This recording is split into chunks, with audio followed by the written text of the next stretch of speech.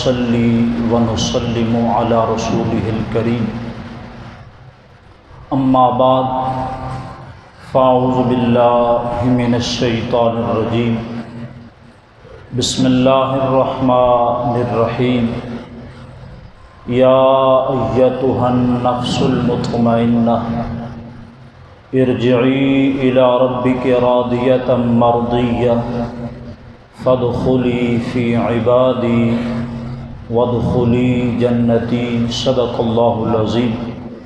ان اللہ وملائکتہ یصلون علی النبی یا ایھا الذین آمنوا صلوا علیہ وسلموا تسلیما الصلاۃ والسلام علیک یا سیدی یا رسول اللہ وعلی آلک واصحابک یا سیدی یا حبیبی یا حبیب اللہ الصلاۃ والسلام علیک یا نبی اللہ وعلی آلک واصحابک یا نور اللہ مولا صلی وسلم دائما ابدا علی حبیبک خیر الخلق کلہم هو الحبیب الذی ترجى شفاعته لكل حول من الاحوال مقتحم یا رب بالمصطفى بلغ مقاصدنا واغفر لنا ما مضى یا واسع الکرم یا صاحب الجمال و یا سید البشر من وجهك المنیر لقد نور القمر لا يمكن الثناء كما كان حقه بعد از خدا بزرگ توئی قصہ مختصر گنج بخش فیض عالم مظہر نور خدا ناکسارا پیر کامل کاملارا رہنما سید حجویر مخدوم امم مرکد او پیر سنجر را حرم اللہ تبارک و تعالی جل جلالہ و عم نوالہ و اعظم شانہ و اتم برہانہ کی حمد و ثنا اور حضور سرور کائنات مغفر موجودات زینت بزم کائنات دستگیر جہاں غم گسار زماں سید سروراں حامی بے کساں قائد المرسلین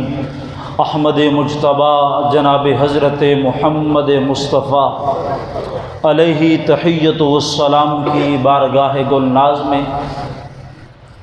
ہدیہ درود و سلام عرض کرنے کے بعد انتہائی واجب القدر محترم و محتشم سامعین و ناظرین، اللہ تعالیٰ کے فضل و کرم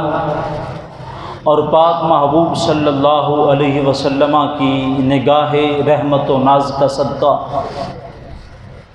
اس ماہ سفر المظفر شریف کے تیسرے جمعۃ المبارک میں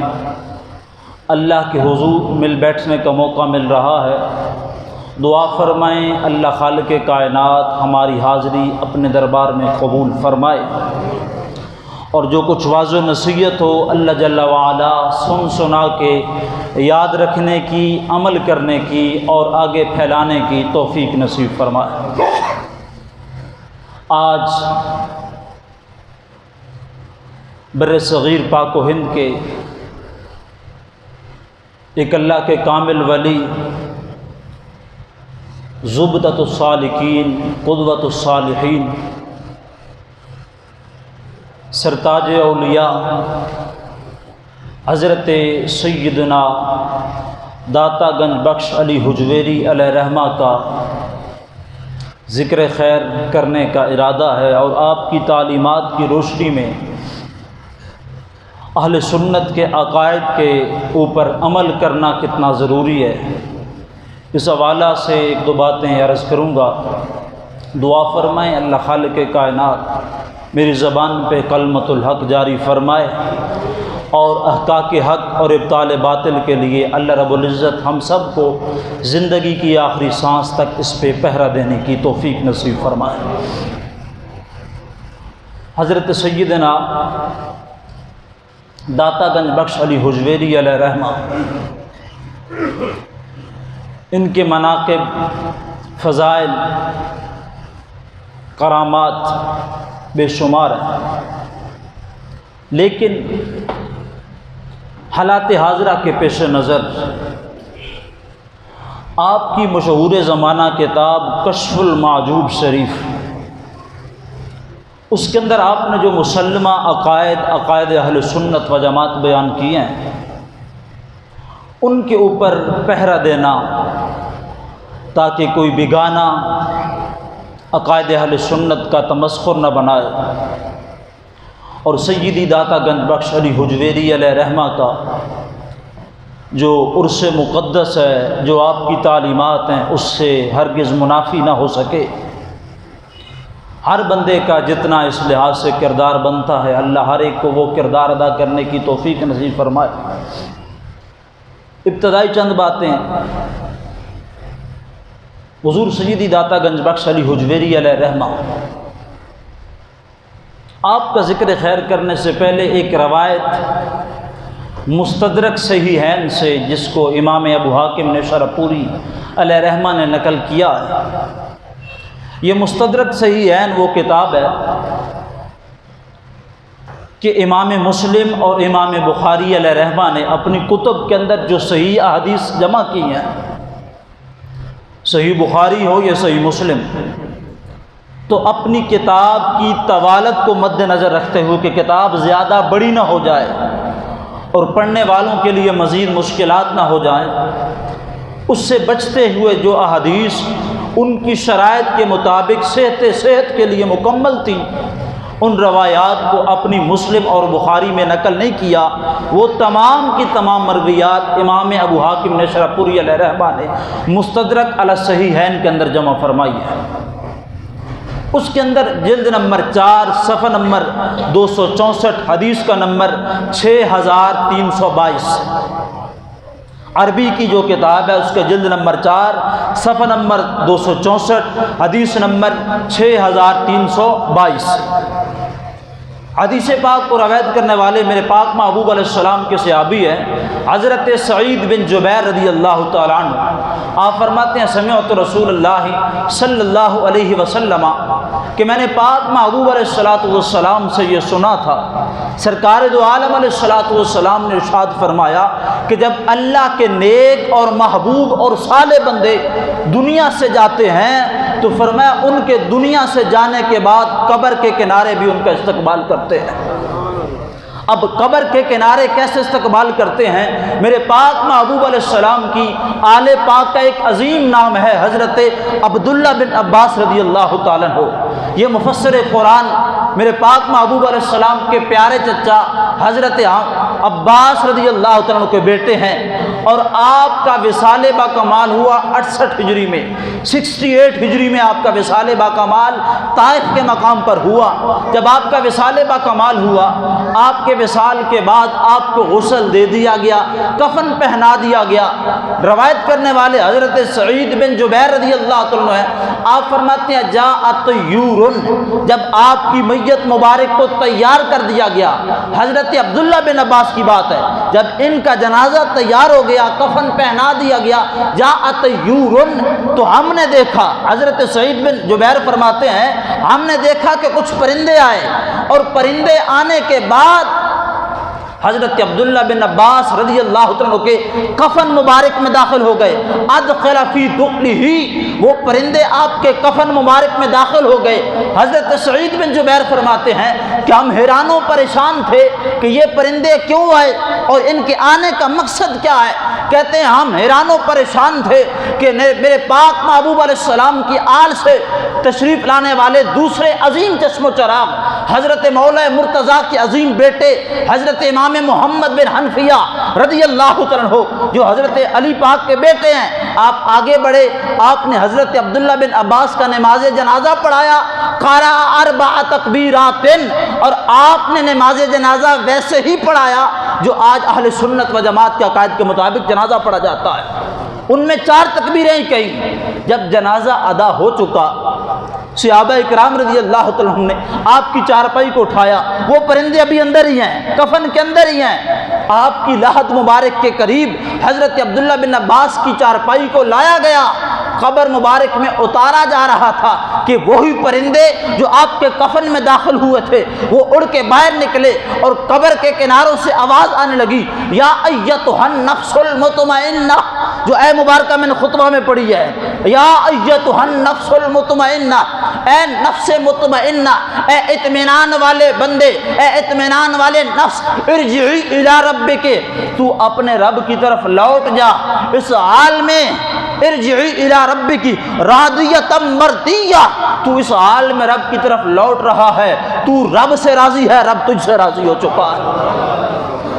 اب امام حاکم اس حدیث کو لکھتے ہیں، فرمایا کہ پرندے تو چلے گئے، قبر کے کناروں سے یہ آواز آنے لگی، یا ایتھا النفس المطمئنہ، اے نفس مطمئنہ، ارجعی الی ربک، اس رب کی طرف لوٹ جا، راضیۃ مرضیہ، اس حال میں کہ رب تجھ سے راضی ہے، تو رب سے راضی ہے، فادخلی فی عبادی، اور میرے خالص بندوں میں، میرے ماننے والے بندوں میں داخل ہو جا، فادخلی جنتی، اور انہی بندوں میں داخل ہونے کے بعد جنت میں داخل ہو جا۔ اب یہ ہے مبارکہ اللہ کے تمام نیک بندوں، اللہ کے تمام اولیاء کرام، اللہ کے تمام بزرگ اور خالصتاً رب کی رضا اور توحید کا پرچار کرنے والے جتنے بھی اللہ کے ولی گزرے ہیں، ہر ایک کی شان کو ظاہر کرتی ہے کہ جب اللہ کے ولی کا وصال با کمال ہوتا ہے تو اس کی روح کا استقبال کرنے کے لیے رب ملائکہ کو بھیج دیتا ہے۔ تو حضور داتا صاحب علیہ رحمہ کی شان مبارکہ بھی اس سے ظاہر ہو سکتی ہے، چونکہ آپ بھی اللہ کے کامل اولیاء میں سے ایک کامل ولی ہیں۔ آپ کی ولادت باسعادت ہے 400 ہجری میں، اور آپ کا وصال با کمال ہے 464 ہجری میں، کہ یوں آپ نے تقریباً 64 سال کی عمر مبارک پائی ہے۔ اب حضور سید داتا گنج بخش علی حجویری علیہ رحمہ آپ کی ولادت کے متعلق روایات چونکہ تاریخ کی ہیں تو مختلف ہیں۔ ایک یہ ہے کہ آپ کی ولادت محلہ جلاب میں ہوئی، جو افغانستان کا مشرقی حصہ ہے، وہاں پہ شہر ہے غزنی، اس کے 2 محلے، ایک محلہ جلاب ہے، ایک محلہ حجویر ہے۔ محلہ جلاب میں آپ کا اپنا گھر تھا، محلہ حجویر میں آپ کا ننیال تھا، آپ کا نان کا گھر تھا، چونکہ آپ کی والدہ مالدہ ان دنوں میں اپنے سسرال کے ہاں یعنی کہ اپنے میکے واپس تشریف لائی ہوئی تھی، تو اس وجہ سے حضور داتا گنج بخش علی حجویری علیہ رحمہ کی ولادت باسعادت محلہ حجویر کے اندر بھی ہے۔ یہی وجہ ہے کہ آج ہی آپ کے نام کے ساتھ داتا گنج بخش علی حجویری علیہ رحمہ کی نسبت موجود ہے۔ اب آپ حسنی حسینی سید ہیں، اصل میں آپ حضرت امام حسن مجتبیٰ رضی اللہ عنہ کی اولاد پاک سے ہیں، اور آپ نے ابتدائی کتب اور ابتدائی تعلیم دین کی اور دنیا کی اپنے والد ماجد جناب عثمان بن علی رضی اللہ عنہ سے حاصل کی۔ اب ان کے نام نامی پہ غور کریں نا تو اہل سنت کے عقائد اور نظریات بڑے کھل کے سامنے آتے ہیں۔ آپ کا اصل نام ہے علی، حضور داتا گنج بخش کا نام کیا ہے؟ علی۔ آپ کے ابا حضور کا نام ہے حضرت عثمان، آپ کے دادا مبارک کا نام ہے حضرت علی، یعنی کہ آپ کے نام سے پہلے بھی علی ہے، آپ کے نام کے بعد بھی علی ہے۔ اب جو عقیدے کی بات سب بیان کرنے لگا ہوں، آپ کے نام ہے علی، باپ کا نام ہے عثمان، دادا کا نام ہے علی، تو یہ نام بتاتا ہے اہل سنت کے عقائد کے مطابق جو حضرت عثمان غنی سے عداوت رکھے گا، جو حضرت عثمان غنی یا خلفائے ثلاثہ سے عداوت رکھے گا، فرما عثمان کے آگے آئے گا پھر بھی علی منہ توڑیں گے، عثمان کے اس طرف سے آئے گا پھر بھی علی منہ توڑیں گے۔ علی المرتضیٰ سے حقیقی معنوں میں محبت کرنے والا وہ ہوگا جس کو عثمان سے بھی پیار ہوگا، فاروق و صدیق سے بھی پیار ہوگا، کیونکہ آپ کا نام ہے علی، باپ کا نام ہے عثمان اور دادا کا نام ہے علی۔ آپ کے نام سے آپ کا نام بھی علی ہے، والد کا نام عثمان ہے، دادا کا نام بھی علی ہے، تو یہ نسب بتا رہا ہے کہ پیاروں کے نام اللہ کے پیاروں کے نام پہ رکھے جاتے ہیں۔ تو گویا آپ کے دادا نے آپ کے والد کا نام عثمان رکھا تو نسبت مصطفیٰ کو دیکھا، صحابی رسول کی نسبت کو دیکھا، پھر آپ کے والد نے آپ کا نام علی رکھا تو داماد مرتضیٰ میرے پاک محبوب علیہ السلام کی آل پاک کا حیا کرتے ہوئے مولا مرتضیٰ کے نام پر نام رکھا تو پتہ چلا علی المرتضیٰ سے جو حقیقی محبت کرتا ہے، داتا صاحب کا حقیقی حبدار وہی ہوگا جس کو میرے کریم آقا علیہ السلام کے صحابہ سے بھی پیار ہوگا، میرے پاک محبوب علیہ السلام کی آل سے بھی پیار ہوگا۔ اب ذرا بات کو آگے بڑھاتے ہیں۔ حضرت داتا گنج بخش علی حجویری علیہ رحمہ کا سلسلہ طریقت 11 واسطوں سے چلتا ہوا میرے پاک محبوب علیہ السلام تک پہنچتا ہے۔ آپ سلسلہ جنیدیہ کے اندر مرید ہیں۔ آپ کے مرشد کریم کا نام ہے شیخ ابو الفضل محمد بن حسن ختلی رضی اللہ تعالیٰ عنہ۔ ان کے شیخ کریم کا نام ہے شیخ ابو الحسن علی حضری رحمۃ اللہ تعالی علیہ۔ ان کے شیخ کریم کا نام ہے شیخ ابو بکر شبلی رحمۃ اللہ تعالی علیہ۔ ان کے شیخ کریم کا نام ہے شیخ معروف کرحی رحمۃ اللہ تعالی علیہ۔ ان کے شیخ کریم کا نام ہے حضرت شیخ سری ستی رحمۃ اللہ تعالی علیہ۔ ان کے شیخ کامل کا نام ہے حضرت داؤد طائی رحمۃ اللہ تعالی علیہ۔ ان کے شیخ کامل کا نام ہے حضرت عبیب اجمی رحمۃ اللہ تعالی علیہ۔ ان کے شیخ کامل کا نام ہے حضرت خواجہ حسن بصری رحمۃ اللہ تعالی علیہ۔ ان کے شیخ کامل کا نام ہے حضرت علی المرتضیٰ شیر خدا رضی اللہ تعالی عنہ۔ اور ان کے شیخ کامل کا نام ہے جناب حضرت محمد مصطفیٰ صلی اللہ علیہ وسلم۔ تو آپ حسنی حسینی سید ہیں اور آپ کا سلسلہ نسب 11 واسطوں سے چلتا ہوا مولا مرتضیٰ سے ہوتا ہوا جناب رسول اللہ صلی اللہ علیہ وسلم تک پہنچتا ہے۔ آپ کے والد ماجد بھی عظیم عالم دین تھے، آپ کی والدہ ماجدہ بھی عظیم اللہ کی ولیہ تھے۔ حضرت داتا گنج بخش علی حجویری علیہ رحمہ نے ابتدائی تعلیم تو اپنے گھرانے سے حاصل کی، پھر بڑے بڑے شہروں کا رخ کیا، حتیٰ کہ سمرقند اور بخارا کے ان 2 شہروں کے اندر آپ کے اساتذہ کی تعداد کم از کم 365 ہے۔ اتنے اللہ کے اولیاء سے، اللہ کے نیک بندوں سے مصطفیٰ کے دین کو حاصل کیا، سرکار کی دین کو پڑھا، پھر آگے پڑھایا۔ تو حضور داتا صاحب علیہ رحمہ خود فرماتے ہیں کہ میں اپنے مرشد کریم کے ہاں شیخ ابو الفضل رحمۃ اللہ تعالی علیہ کے ساتھ آذربائیجان کے علاقے میں گیا۔ آج کے 2 نمبر پیروں کے لیے بات قابل غور ہے۔ کشف المعجوب میں لکھی ہے، حوالہ اس لیے نہیں بتاؤں گا چونکہ کشف المعجوب کم از کم لاہور والوں کے لیے ضروری ہے کہ اس کو پڑھے، ترجمہ اس کا پڑھیں۔ آپ کے اندر جستجو رہے کہ کس مقام پہ یہ بات لکھی ہے، کشف المعجوب میں ہے بارکیف۔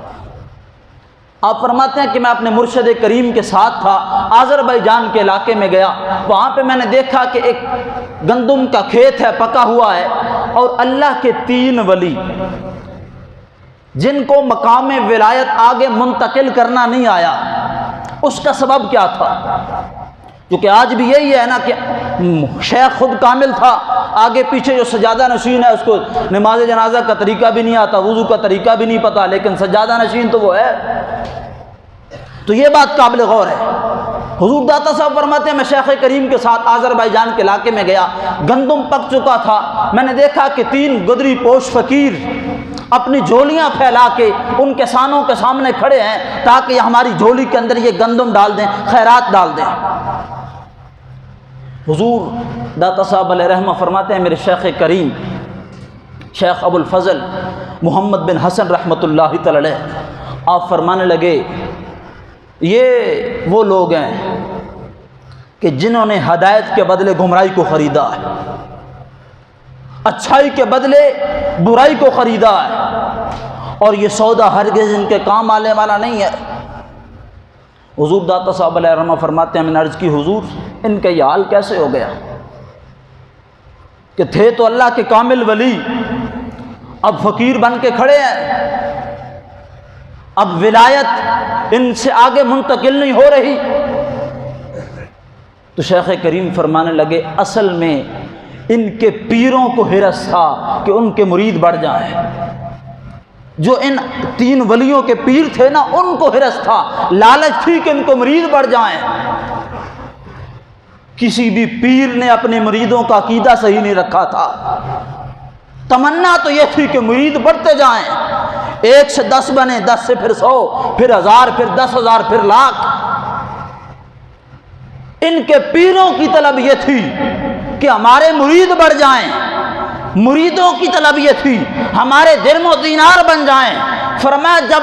اس منصب طریقت کے اندر، اللہ کے اولیاء کے اندر دنیا کی لالچ آ جائے، دنیا کا ہرس آ جائے، دنیا کے مال کی محبت آ جائے، فرمایا پھر وہ دل اس لائق نہیں رہتے کہ میں مقام ولایت ان دلوں کے اندر موجود رہے۔ فرمایا ان کے پیروں کو مریدوں کی طلب تھی، عقیدے کی طلب نہیں تھی۔ ان کے پیر مرید کو بڑھانا چاہتے تھے، اپنے مریدوں کا عقیدہ سلامت نہیں رکھنا چاہتے تھے۔ فرمایا ان کے پیروں کو مریدوں کی طلب تھی، ان کو دنیا کی طلب ہے، وہ اپنا کاروبار کرتے رہے یا اپنا کر رہے ہیں، نہ ان کو فائدہ ہوا ہے نہ ان کو فائدہ ہوگا۔ تو آج کے ان پیروں کو سوچنا چاہیے، اپنے بزرگوں کا نام کا کھاتے ہیں، کھاتے رہو، ہمیں اس سے مطلب نہیں ہے، لیکن پیغام اصلاح پہنچانا، پیغام دعوت اصلاح پہنچانا ہمارا فرض ہے۔ اور انشاءاللہ اللہ کے حضور دعا کرتے ہیں کہ اللہ ہمیں اس پہ استقامت دے کہ ہم یہ پیغام پہنچاتے رہیں۔ حضور داتا صاحب علیہ رحمہ کے عقائد سے جس بندے کو اختلاف ہے پھر اس کو شہر لاہور میں رہنے کا حق تو نہیں ہے، پھر کم از کم۔ میں نے محرم الحرام شریف میں بات کی تھی، اس کو کشف المعجوب کی روشنی میں ذرا ثابت کر لیتے ہیں۔ میں نے ایک جملہ کہا کہ حضرت فاروق اعظم رضی اللہ تعالی عنہ کا نکاح، ہوش و حواس سے سنیے گا، حضرت فاروق اعظم کا نکاح حضرت سیدہ کائنات حضرت فاطمہ الزہرا سلام اللہ علیہا کی سگی بیٹی،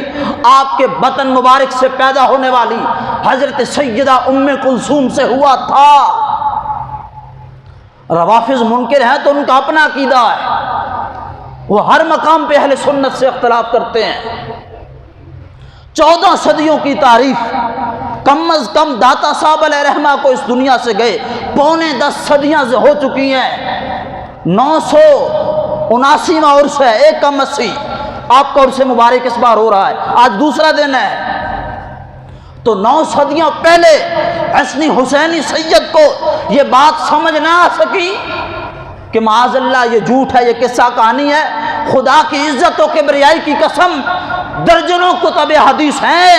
جس کے اندر محدثین نے خون رسول علیہ السلام کا ادب کرتے ہوئے سیدہ کائنات کی بیٹی کو بھی رسول اللہ کی بیٹی لکھا ہے۔ تو آج جو پیر اور جو مولوی کھائے اہل سنت کا، نذرانے اہل سنت کے، اور بغاوت کشف المعجوب سے کرے اور پھر داتا صاحب کے سٹیج کا مہمان بھی بن جائے، تو اہل سنت اس بات کو گوارا نہیں کرتے کہ کم از کم جو صاحب عرس ہیں،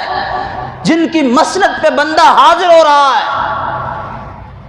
اور پھر ایسے ایسے رنگیلے بھی ہیں جنہوں نے اپنی محرم کی تقریروں کے اندر واضح طور پہ کہا معاذ اللہ میرے پاک محبوب علیہ السلام کے پیارے نواسے حضرت امام حسن مجتبیٰ کا انکار کیا کہ معاذ اللہ وہ نواسے رسول نہیں ہے۔ آپ بات سمجھ رہے ہوں گے، میں پنڈی کے اس خطیب کی بات کرتا ہوں، رنگیلے شاہ، ریاض شاہ، جس نے الاعلان کہا میں اس حسن کو سید نہیں مانتا، جس نے سب کچھ لپیٹ کے ایک کپڑے میں امیر ماگیہ پاک کو دے دیا تھا۔ ایسے ایسے لوگ حضور داتا صاحب علیہ رحمہ کے لکھے ہوئے عقائد جو کشف المعجوب میں ہیں، ان کا انکار کرنے والے، ان سے بغاوت کرنے والے، اور میرے پاک محبوب علیہ السلام کی پیاری بیٹی حضرت سیدہ رقیہ حضرت ام کلثوم جو فاطمہ الزہرا کے بطن سے ہیں، جن کو محدثین نے خون رسول کا ادب کرتے ہوئے، نسبت رسول کا ادب کرتے ہوئے سیدہ کائنات کی یا علی المرتضیٰ کی بیٹی لکھا ہی نہیں، رسول اللہ کی بیٹی لکھا ہے۔ ان کا نکاح فاروق اعظم پاک سے ہوا۔ تو جو بندہ اس کا منکر ہو، انکار کرے، وہ داتا صاحب کے سٹیج پہ بولے تو ہم سے تو یہ بات برداشت نہیں ہوتی کہ کم از کم اس سٹیج پہ وہ آئے جس کا عقیدہ حضور داتا صاحب کی کشف المعجوب کے مطابق ہو۔ کشف المعجوب میں داتا صاحب نے کیا لکھا ہے؟ مناقب اہل بیت کا باب پڑھ لیں، وہاں پہ یہ بات موجود ہے۔ حضرت فاروق اعظم پاک نے پیغام نکاح بھیجا، حضرت علی المرتضیٰ نے آگے سے جواب دیا کہ ان کی عمر چھوٹی ہے، آپ کی عمر زیادہ ہے، میرا یہ ارادہ ہے کہ اپنے چچا کے بیٹے حضرت عبداللہ بن جعفر سے اس کا نکاح کروں گا۔ فاروق اعظم رضی اللہ عنہ آگے سے پھر پیغام بھیجا کہ میرا اس وقت مقصد اولاد نہیں ہے، میرا مقصد کوئی نفسانی خواہشات نہیں ہے، فرمایا میرا مقصد یہ ہے کہ میرا رشتہ، میرا تعلق نبی پاک علیہ السلام کی آل سے ثابت رہے، چونکہ حضور علیہ السلام کا ارشاد پاک ہے کل سبب و نسب ینقطع الا یوم القیامت الا سببی و نسبی و سحری، فرمایا ہر تعلق، ہر رشتہ داری قیامت کے دن ختم ہو جائے گی، لیکن جس کا تعلق میری آل سے ہوگا، جس کی نسبت میری آل سے ہوگی، فرمایا وہ قیامت کے دن بھی قائم رہے گی، وہ ٹوٹے گی نہیں۔ تو جب یہ پیغام نکاح بھیجا گیا تو مولا مرتضیٰ نے پھر ان کا نکاح فاروق اعظم پاک سے فرمایا تھا، اور پھر ان کے بطن پاک سے حضرت فاروق اعظم کو رب نے بیٹا عطا کیا جس کا نام زید بن عمر ہے، اور ایک بیٹی عطا کی جس کا نام رقیہ بنت عمر ہے رضی اللہ تعالیٰ عنہما۔ تو یہ عقائد وہ ہیں جو ضروریات دین سے ہیں، جن کے اوپر ایمان لازم ہے، اگر اس کا انکار ہوگا تو پورے دین کا بگاڑا نکل جائے گا۔ اور حضور داتا صاحب علیہ رحمہ نے کشف المحجوب میں ختم نبوت کا جو معنی بیان کیا کہ قیامت تک اب کسی قسم کا کوئی نیا نبی نہیں آ سکتا، تو اگر کوئی بندہ اس سے اختلاف کرتا ہے تو پھر اس کا داتا صاحب علیہ رحمہ کے مزار پرانوار سے کوئی تعلق نہیں ہونا چاہیے۔ آخر میں ایک بات کروں گا انشاءاللہ تعالیٰ، ابھی ذرا اس بات کو آگے بڑھاتے ہیں۔ حضور داتا صاحب علیہ رحمہ جب لاہور تشریف لائے، آپ تبلیغ کا کام کرتے رہے، مرشد کریم نے بھیجا تو عرض کی حضور وہاں پہ میرے پیر بھائی میرا حسین زنجانی رحمۃ اللہ تعالی علیہ موجود ہیں، فرمایا آپ کو حکم ہے تکمیل حکم کیجئے۔ آپ تشریف لائے تو ان کا وصال با کمال ہو چکا تھا، جنازہ حضور داتا صاحب نے خود پڑھایا، تدفین کے تمام تر مراحل خود ادا کیے، پھر راوی کے کنارے شہر لاہور کو آباد کرنا شروع کیا، پھر مستحکم کرنا شروع کیا۔ جب یہاں آئے سب سے پہلے آپ نے آنے کے بعد یہاں پہ مسجد بنائی، اسی مقام پہ آج کی مسجد بھی موجود ہے، لیکن اس وقت ایک چھوٹا سا کمرہ تھا۔ پھر جب ایک سیلاب آیا، اس سیلاب کی وجہ سے وہ مسجد متاثر ہوئی، پھر ایک محمد غلام رسول تھا، اس نے اپنے ذات راہ سے پھر دوبارہ مسجد کو بنایا، پھر زمانوں کے بدلتے ہوئے تہوار کے ساتھ یہ بدلتی گئی، اس کے رنگ و روغن بدلتے گئے، پھر جا کے اب یہ موجودہ حالت ہے۔ لیکن جب یہ بنی فتوے لگے کہ اس کا قبلہ درست نہیں ہے، حضور داتا صاحب نے فرمایا کہ جتنے علماء کو اعتراض ہے وہ تشریف لے آئیں، یہاں کے نماز ادا کریں۔ جب نماز ادا کی، نماز کے بعد داتا صاحب علیہ رحمہ نے ان سے خطاب کیا، کشف المحجوب میں ساری تفصیل موجود ہے، فرمایا کس کس کو آج یہاں سے کعبۃ اللہ نظر نہیں آتا؟ تو ہر ایک کی زبان پہ تھا کہ جب ہم نماز پڑھ رہے تھے بیت اللہ ہمیں سامنے نظر آ رہا تھا۔ حضور داتا صاحب علیہ رحمہ کو فیضان ملا کیسے ہے؟ آپ کہتے ہیں کہ ہمارے علاقے کے گرد ایک بستی تھی جس کو ارملہ کہا جاتا تھا، ہم نے سنا وہاں پہ ابن مالا ایک اللہ کا ولی، بہت کامل ولی ہے، وہ آیا ہوا ہے، وہ اللہ کا اتنا بڑا ولی ہے کہ بندہ اس کے پاس جائے، جو بندے کے دل میں ہو وہ اللہ کا ولی اللہ کی عطا کردہ طاقت سے پہلے جان لیتا ہے یہ کس نیت سے آیا۔ حضور داتا صاحب فرماتے ہیں، اس کو مختصر کروں گا، اگلی بات بتانا مقصد ہے۔ حضور داتا صاحب علیہ رحمہ فرماتے ہیں میں اپنے دو دوستوں کے ہمراہ چلا گیا، میں نے دل میں خواہش کر لی اور کہا ویسے تو اللہ کے ولیوں کا امتحان نہیں لینا چاہیے، لیکن ہم دیکھتے تو ہیں کہ اللہ کے ولی ہم پہ کرم کتنا فرماتے ہیں۔ حضور داتا صاحب علیہ رحمہ نے ذہن میں سوال سوچ لیے کہ میں ان سے کیا طلب کروں گا۔ دوسرے صاحب نے بھی ایک سوال سوچا، تیسرے نے بھی ایک سوال سوچا۔ حضور داتا صاحب علیہ رحمہ جب وہاں پہ گئے تو وہاں پہ جا کے دیکھا کہ اللہ کے وہ کامل ولی ابن مالا ان تینوں کا استقبال کرنے کے لیے پہلے سے موجود تھے، اور جب آپ ان سے ملے کشف المحجوب میں ہے، حیرت کی نگاہوں سے دیکھنے کی ضرورت نہیں ہے، پڑھیں گے تو مل جائے گا۔ ابن مالا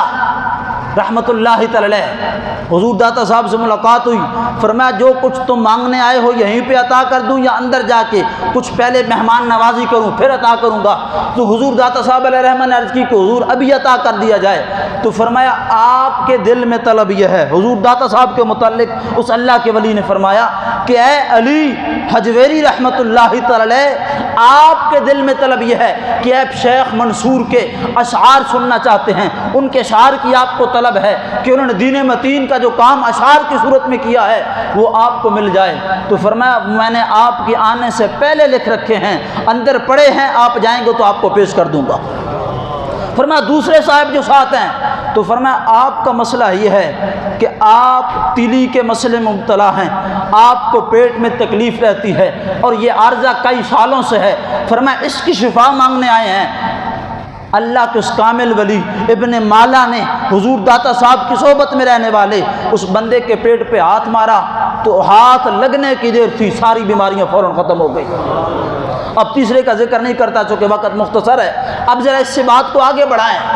حضور داتا صاحب علیہ رحمہ کے بہت بڑے دوست تھے اور یہ رہنے والے تھے سمرقند کے، ان کا نام تھا احمد سرخسی رحمۃ اللہ تعالی علیہ۔ یہ حضور داتا صاحب کی صحبت میں آنے سے پہلے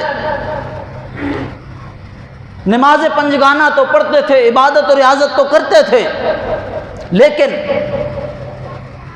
مقام و ولایت میں وہ مرتبہ نہیں تھا جو حضور داتا صاحب علیہ رحمہ کو میسر تھا، لیکن آپ کی صحبت میں رہنے کے بعد یہ بھی بہت کامل ولی بن گئے۔ تو حضور داتا صاحب علیہ رحمہ نے ایک دن سے پوچھ لیا کہ آپ کو رب نے مقام ولایت کیسے عطا کر دیا؟ آپ کو رب نے جو کام آپ سے نہیں ہو سکتے تھے، آپ اللہ کے حضور دعا مانگتے رہتے تھے، تو اللہ نے آپ کی دعاؤں کو قبول کر کے آپ کے اوپر ولایت کا ظہور کیسے فرما دیا؟ تو شیخ احمد سرخسی رحمۃ اللہ تعالی نے بیان فرمایا حضور داتا صاحب سے، داتا صاحب کشف المعجوب میں لکھتے ہیں، فرمایا میرا دوست مجھ سے کہنے لگا کہ میں عبادت اور ریاضت تو کرتا تھا، نماز پنجگانہ تو پڑھتا تھا، لیکن میری عادت یہ تھی کہ میں کھانا خود نہیں کھاتا تھا، اللہ کی دیگر مخلوق کو کھلا دیتا تھا۔ آپ کئی دن فاقے کرتا تھا اور میں سمجھتا تھا کہ یہ کام ایسا ہے کہ خود بھوکا رہنا اور دوسرے کو کھلا دینا یہ اظہار ہے، قربانی ہے کہ بندے کو جس چیز کی حاجت ہے وہ خود نہ کھائے، اپنے مسلمان بھائی کو کھلا دے، تو میں اس کو بڑا اچھا کام سمجھتا تھا اور عبادت اور ریاضت میرا مشغلہ نہیں تھا، فقط سب سے اہم یہی تھا کہ جب بھی کھانا تیار ہو کے مجھے ملتا میں خود کھانے کی بجائے خود بھوکا رہ لیتا یا روزہ رکھ لیتا، زمانے والوں کو کھلا دیتا۔ کہتے ہیں ایک دن اللہ نے میری تقدیر کو بدلنا چاہا، میں جنگل بیابان میں بیٹھا تھا، میرے پاس ایک بہت بڑا گھوڑا بھی تھا، اور ایک روایت میں یہ ہے جو اردو کا چھاپا ہے، جو فارسی ہے اس میں گھوڑے کا ذکر ہے، جو اردو کا ہے اس میں بعض میں اونٹ کا ذکر بھی ملتا ہے، لیکن فارسی میں گھوڑے کا ذکر ہے۔ تو چونکہ اردو عام ہے اور آپ کے لیے پڑھنا بھی آسان ہے تو گھوڑے اونٹ کی مثال سامنے رکھ لیتے ہیں۔ کہتے ہیں میرے پاس میرا اونٹ بھی تھا، میں نے دیکھا کہ اس جنگل سے ایک شیر نکلا اور اس نے آنے کے بعد میرے اونٹ پہ حملہ کر دیا اور میرے اونٹ کو اس نے وہیں پہ مار دیا۔ شیخ احمد سرخسی فرماتے ہیں کہ رب نے میری تقدیر کو بدلا کیسے، مجھے دعا کرنے قبولیت کا موقع کیسے ملا؟ کہتے ہیں شیر نکلا، اس نے میرے اونٹ کو مار دیا اور واپس پہاڑ کی چوٹی پہ جا کے بیٹھ گیا، اس نے اونٹ کو کھایا نہیں اور زور زور سے بولنے لگا۔ جب زور سے شیر بولا میں نے دیکھا کہ جنگل کے دوسرے جانور جو تھے نا وہ بھی اکٹھے ہو گئے، ہر ایک نے دیکھا کہ ایک اونٹ مرا پڑا ہے اور پاس ہے کوئی نہیں، ہر جانور نے اپنے حصے کا کھانا کھایا اور چلا گیا۔ جب چلا گیا شیخ احمد سرخسی فرماتے ہیں کہ پھر وہ شیر اترا اس پہاڑ کے اوپر سے نیچے آیا، جیسے ہی اونٹ کے قریب پہنچا تو ایک لاغر سے لومڑی، کمزور سے لومڑی چلتی ہوئی آ رہی تھی، جب شیر نے اس کو دیکھا پھر واپس چلا گیا تاکہ میرے خوف اس کو نہ رہے، یہ بھی امن سکون سے کھا لے اپنا حصہ۔ کہتے ہیں جب لومڑی بھی کھا کے چلی گئی، شیر واپس پلٹ کے آیا، اس نے اپنے حصے کا کھانا کھایا اور کھانا کھانے کے بعد میرے قریب سے گزرا، اللہ نے اس کو قوت گویائی عطا فرمائی، رب نے اس کو بولنے کا ملکہ عطا کیا اور مجھ سے کہنے لگا شیخ احمد سرخسی یہ جو نیک کام آپ کر رہے ہیں اور آپ سمجھتے ہیں کہ یہ مقام ولایت آپ کو دلا دے گا تو ممکن نہیں ہے، یہ کام تو میں نے بھی کر دیا ہے، یہ کام تو چھپائے بھی کر دیتے ہیں، کہ خود مار کے خود نہیں کھایا، پہلے مخلوق کو کھلایا ہے، آخر میں خود کھایا ہے۔ تو فرمایا اس سے مقام ولایت نہیں ملے گا، مقام ولایت ملے گا تو اللہ کے ولیوں کی صحبت سے ملے گا، اللہ کے نیک بندوں کے پیار اور محبت سے ملے گا۔ کہتے ہیں جب میں نے شعر کی گفتگو کو سنا، میں نے اللہ کے حضور توبہ کی، مالک کائنات اگرچہ نیکی ہے لیکن فرمایا حسنات الابرار سیئات المقربین، اس منصب پہ آ کے کہ بعض چھوٹی نیکیاں ایسی ہوتی ہیں جو کاملین کے لیے گناہ کا درجہ رکھتی ہیں۔ تو فرمایا اگرچہ نیکی تھی لیکن مقام ولایت اس سے نہیں ملا، لیکن جب اللہ کی ولیوں کی صحبت میں رہنا شروع کیا، رب نے مجھے بھی اپنے ولیوں کی صحبت میں رہنے کی وجہ سے مقام ولایت عطا فرما دیا۔ اب وقت ہو چکا ہے، باتیں بہت سی ہیں حضور داتا صاحب کے متعلق، لیکن ایک بات ضرور سمجھتا ہوں اور میں یہ سمجھوں گا کہ میرے پیچھے جتنے بھی افراد جمعہ پڑھتے ہیں یا نماز پڑھتے ہیں، یہ پوری دنیا کے اندر جتنے بھی غیرت مند مسلمان ہیں، ہر ایک کا یہ مطالبہ رہے گا، اور آپ اس قرارداد کے اوپر اپنا ہاتھ بلند کر کے کہیں گے کہ جو بات میں کر رہا ہوں بالکل ایسا ہونا چاہیے۔ مثال کے طور پہ اگر ایک بندہ لعین مدعی ختم نبوت مرزا قادیانی کی قبر پہ جا کے فاتحہ پڑھیں، آپ اس کی تقریر کو سننا پسند کریں گے؟ ذرا زور سے بولیے گا۔ ہرگز نہیں کریں گے، اس لیے کہ وہ لعین ہے، دجال ہے، کذاب ہے۔ اگر کوئی بدبخت اس کی قبر پہ جا کے، چاہے وہ مولوی ہو چاہے وہ پیر ہو، اس کا تعلق وہ اپنے آپ کو اہل سنت کی طرف منسوب کرے یا کسی اور مذہب کی طرف منسوب کرے، اگر وہ لعین کے قبر پہ جا کے فاتحہ پڑھے، فاتحہ کا مقصد کیا ہے؟ بلندی درجات، کفارہ سیئات، تو ایسا بندہ ہرگز ہم برداشت نہیں کر سکتے۔ بولیں گے ہرگز برداشت نہیں کر سکتے۔ تو مرزا لعین تو وہ ہے جس کو امت کے علماء نے کافر قرار دیا اس کے کفریات کی وجہ سے۔ پچھلے جمعہ پہ میں نے حدیث بیان کی تھی ختم نبوت کا عنوان بیان کرتے ہوئے کہ میرے پاک محبوب علیہ السلام نے فرمایا تھا بہقی دلائل النبوہ کے حوالہ سے، میرے پاک محبوب علیہ السلام نے فرمایا لا تقوم الساعہ، اے میری امت قیامت اس وقت تک نہیں آئے گی حتی یخرج 30 کذابون منہم کلہم یذہب انہ نبی۔ فرمایا میری امت قیامت اس وقت تک نہیں آئے گی جب تک میری امت میں 30 کذاب نہ آ جائیں۔ ہر ایک کا گمان یہ ہوگا، ہر ایک کا گمان یہ ہوگا کہ میں اللہ کا نبی ہوں۔ فرمایا ہر ایک جھوٹا بھی ہوگا، کذاب بھی ہوگا، لعین بھی ہوگا، ملعون بھی ہوگا، کروڑوں اربوں کھربوں لعنتوں کا مستحق بھی ہوگا۔ لیکن فرمایا تھا ان میں ایک مسلمۃ والانسی والمختار، فرمایا ان میں 3 بندے نومینیٹ کیے، رسالت مآب صلی اللہ علیہ وسلم کی زبان مقدس سے الفاظ نکلے۔ فرمایا ایک مسلمہ کذاب ہے، ایک اسود انسی ہے، تیسرا مختار سقفی ہے، اور اس نے پھر دعوی نبوت بھی کیا۔ یہی وجہ ہے کہ امام زین العابدین رضی اللہ تعالی عنہ نے کعبۃ اللہ شریف کا دروازہ پکڑ پہ اس مختار سقفی پہ لعنت فرمائی۔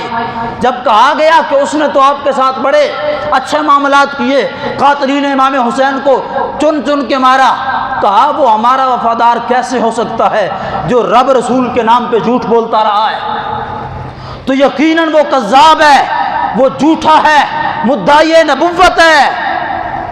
ہمارا یہ عقیدہ اور نظریہ ہے مولوی پیر کی بات جھوٹی ہو سکتی ہے، مفسر محقق کی تحقیق غلط ہو سکتی ہے، سورج مغرب سے آ سکتا ہے، مشرق میں غروب ہو سکتا ہے، مصطفیٰ کا ہر فرمان سچا ہے۔ جس کا عقیدہ ہے ہاتھ بلند کرے، مصطفیٰ کا ہر فرمان سچا ہے، آقا فرما کے جائیں وہ مدعی نبوت ہے۔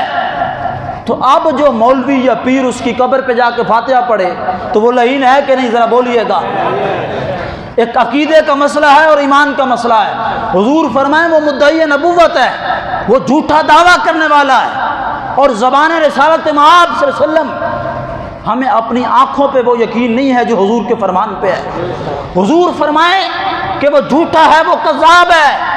وہ دعوی نبوت کرنے والا ہے، اور پھر سینکڑوں کتب میں ہے کہ اس نے دعوی نبوت کیا۔ ہر طرف سے شور اٹھا کہ جو شخص وہاں پہ جا کے دعا مانگ رہا ہے وہ ہرگز اہل سنت کا نہیں ہے، وہ ہرگز اہل سنت کا قائد کا وفادار نہیں ہے۔ تو ہم آج کے اس جمعہ کے اجتماع میں اس مولوی شمس الرحمان مشہدی، پہلے سیال شریف کا خطیب تھا، پھر یہ وہاں سے گیا ایران، خمینی کی فکر لے کے آیا،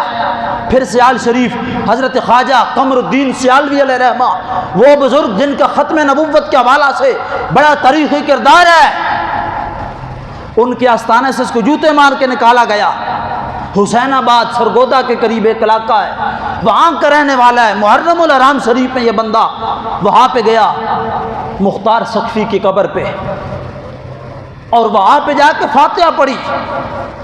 اب جس کو رسالت مآب صلی اللہ علیہ وسلم کی زبان مقدس پہ یقین نہیں ہے، چونکہ کتب میں ہے، اپنے آپ کو مولوی بھی کہتا ہے، پیر بھی کہتا ہے،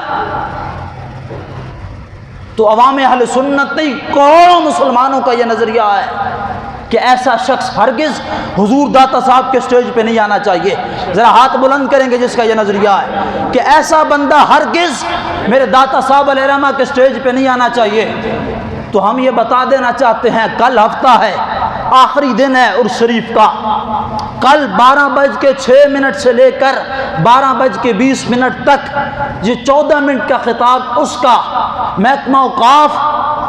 باشمول اس کے مسجد کے خطیب باشمول ڈائریکٹر اوقاف، جب کروڑوں سنیوں نے مطالبہ بھی کیا کہ اس بندے کا یہاں پہ سال بیان نہیں ہونا چاہیے، جو مختار سقفی کے متعلق کیا عقیدہ رکھتا ہے، اس کا فیس بک کا پیج سید شمس الرحمان مشہدی، اس کو آپ سرچ کر کے دیکھیں۔ مختار سقفی کی قبر پہ جا کے فاتحہ پڑھنے کے بعد جو القبات اس لعین کو شخص نے دیے، کوئی غیرت مند جس کے دل میں پاک محبوب علیہ السلام کی محبت ہے اور عقیدہ ختم نبوت کا وفادار ہے، وہ مر سکتا ہے، وہ الفاظ برداشت نہیں کر سکتا۔ تو ہم اس جمعہ کے اجتماع میں اپنے جملہ نمازیوں کی نمائندگی کرتے ہوئے ان ارباب اقتدار سے کہنا چاہتا ہوں کہ جنہوں نے داتا صاحب کے مقدس علمی نشست کے اندر اس بندے کا بیان رکھا ہے، ہرگز یہ بیان نہیں ہونا چاہیے۔ جو بندہ مختار سقفی کے لیے فاتحہ پڑھے، جو بندہ اس کے مزار پہ جا کے قرآن شریف پڑھے، جس کے متعلق آقا فرمائیں وہ جھوٹا ہے، اگر کوئی کمینہ اس کی قبر پہ جا کے فاتحہ پڑھے تو داتا صاحب کا سٹیج اس کے لیے ہرگز حاضر نہیں ہو سکتا۔ آپ کا یہ مطالبہ ہے؟ ذرا ہاتھوں کو بلند کریں اور نعرہ لگا کے بتائیں کہ ہم بتانا چاہتے ہیں انتشار سے بچنا ہے، اختلاف سے بچنا ہے، اور داتا صاحب کے سٹیج کی مقبل اور مقدس محفل کو انتشار سے بچانا ہے۔ تو کل کی نشست میں اس لعین کا بیان نہیں ہونا چاہیے۔ آپ کا بھی یہی مطالبہ ہے؟ آپ دیکھ لیں، کوئی الزام نہیں ہے، پورا سوشل میڈیا بھرا پڑا ہے اس سے، اور اس کی اپنی فیس بک آئی ڈی پہ یہ تصویریں موجود ہیں جب یہ وہاں پہ گیا تھا۔ اس لیے ہم مصطفیٰ کے وفادار ہیں، ہم ختم نبوت کے چوکیدار ہیں، عمل میں کمزور صحیح لیکن سرکار کے عشق سے ہم بھرپور ہیں۔ آپ کا نعرہ بتائے گا کہ آپ کا یہ مطالبہ ہے کہ نہیں۔ آپ کی آواز بہت دور تک جائے گی انشاءاللہ، اور ہم ختم نبوت کے ہر غدار کا تعاقب کریں گے۔ تاجدار ختم نبوت، تاجدار ختم نبوت، تاجدار ختم نبوت۔ داتا صاحب علیہ رحمہ کے عرس کا سٹیج اہل سنت کے نظریات کا متعامل ہے۔ جو بندہ ان لعینوں کو بھی معاذ اللہ مسلمان سمجھے، چونکہ حکم یہی ہے کہ جس نے بھی دعوی نبوت کیا، اگر کوئی بندہ اس کو مسلمان بھی مانے تو وہ بھی کافر ہو جاتا ہے، نبی نہ مانے۔ متقی نہ مانے، فقط مسلمان مان لے تو وہ بندہ بھی کافر ہو جاتا ہے۔ اگر قادیانی کے متعلق کوئی یہ کام کر کے جائے تو ہم اس کو برداشت نہیں کر سکتے، اور ایمان کا تقاضا بھی یہی ہے کہ نہیں کرنا چاہیے۔ تو جس کو رسالت مآب صلی اللہ علیہ وسلم کی زبان مقدس سے یہ سرٹیفکیٹ ملا کہ وہ لعین ہے، وہ دعوی نبوت کرنے والا ہے، پورا آل بیت رسول صلی اللہ علیہ وسلم ان کی گواہیاں ہیں، جس بندے کو اعتراض ہوگا 12 اماموں میں سے جس امام کے متعلق کہیں گے، میں ان کا قول پیش کرنے کے لیے تیار ہوں کہ ہر ایک امام نے کہا کہ یہ جھوٹا ہے، اس نے ہر مقام پہ مصطفیٰ کے خاندان کے ساتھ غداری کی کوشش کی ہے اور دعوی نبوت کیا ہے، اس لیے ہم مصطفیٰ کی عزت کے وفادار ہیں۔ جہاں ضرورت پڑے گی مال کی مال دیں گے، جان کی ضرورت پڑے گی جان دیں گے، اور اگر ضرورت پڑی تو سب سے پہلے جہاں پہ ہم یہاں ہیں انشاءاللہ اس مقام پہ بھی پہلے آئیں گے۔ تاجدار ختم نبوت، تاجدار ختم نبوت، تاجدار ختم نبوت، ختم نبوت کے پروانوں، ختم نبوت عام کرو۔ نبی کا دشمن ہمارا دشمن، دشمن کی پہچان کرو۔ اللہ ہمیں، ہماری نسلوں کو، آگے ان کی نسلوں کو زندگی کی آخری سانس تک میرے پاک محبوب علیہ السلام کی عزت و ناموس اور عقیدہ ختم نبوت کے تحفظ کے لیے اپنا عملی کردار ادا کرنے کی توفیق نصیب فرمائے۔ آمین۔ وما توفیق الا باللہ۔